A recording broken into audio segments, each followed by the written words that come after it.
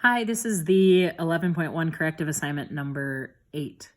So I have the equations that we're working with listed here, and I've sketched the graph like it asks you to do on your worksheet.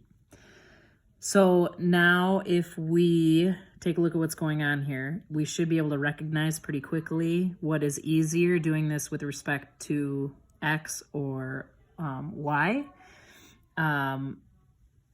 That should jump out at us, that it's easy to do this integration here to find the area of the shaded region with respect to x.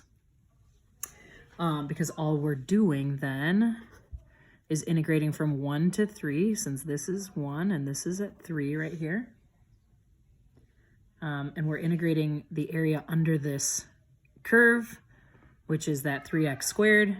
So we're integrating 3x squared. We're taking that right down to the x-axis, so we don't have to subtract anything. And we're doing that with respect to x. So we know when we integrate 3x squared, that's just x to the third. And we're going to evaluate that from 1 to 3. So if we plug in those numbers, we're going to do 3 to the third power minus 1 to the third power, which is going to give us 26. If you wanted to do this with respect to y, I know your worksheet asks you to do it with respect to y, so you should do that also.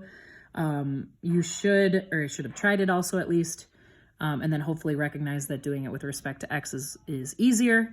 But if we do it with respect to y, you're going to break it up probably right there, right?